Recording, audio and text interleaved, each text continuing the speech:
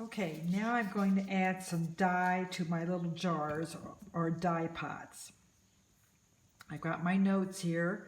Jar 1, formula. Jar 2, formula. This is my stock solution. I can tell by looking at the label, which is written on the jar and the lid. The strength is 0.1%, and it's a mixture of half azure blue and half grasshopper.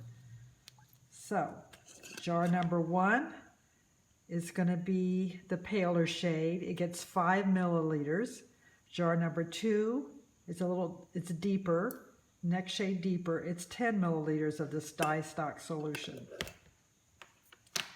And if you remember, the jars have a 1/4 teaspoon of salt and enough water to make 300 milliliters total after I've added my dye. So if I'm adding 5 milliliters of dye, that means this has 295 milliliters of water.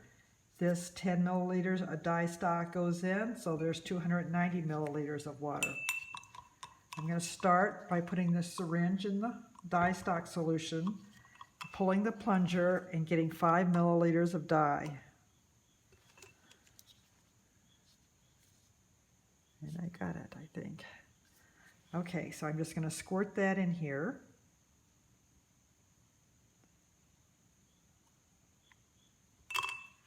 Make sure you stir it nice so it's all in solution.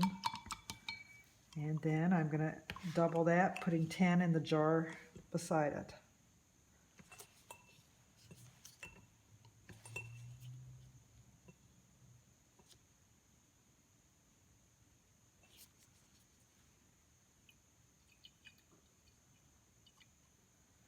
Okay, I'm putting my syringe in a bowl of water so I don't make a mess with it. Screwing on the lid and setting it aside. Make sure you stir that real nice. Now I've got my skein of yarn. It's marked 0.1%, which is the same depth of shade on my little note here, 0.1%. I'm squeezing it out. If it's skeined, I'm untwisting it so I have a nice loose skein, and it goes in, gets stirred a little bit, and then set aside. Now I'm going to do the same for the other one. Verifying I got the right formula, 0.05% depth of shade, that's your key number, depth of shade 0.05%.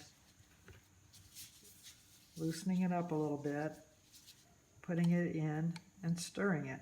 So now these are all ready to be set with the heat. I'll set that aside and do the rest of my jars. In this video, I have my jars lined up in a row. I'm going to have 8 in one Tide Pod. And they all have a 1/4 teaspoon of salt. And next I have to add water to dissolve the salt. So this little strip of paper says I need to add 295 milliliters of water. So 5 milliliters will be my dye stock solution for a total of 300 milliliters of liquid that the yarn will go into. And the same goes for all the rest of them.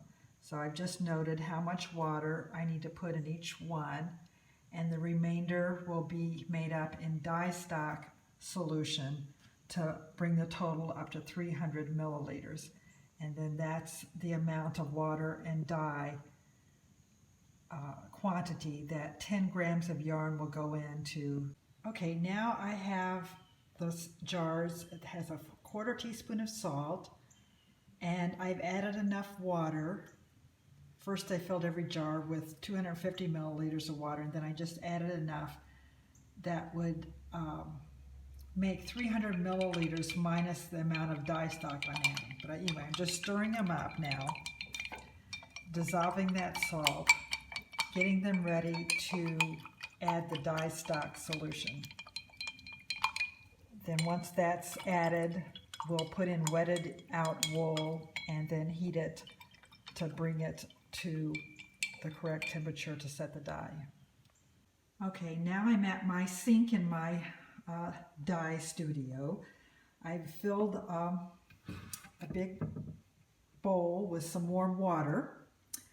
I'm going to add or pour a little bit of Synthropol into it.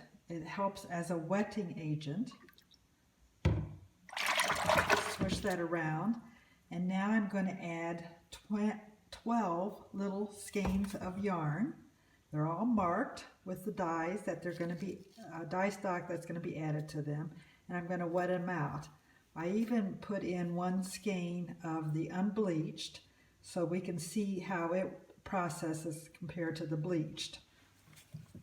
So I'm just going to let them sit there in the water.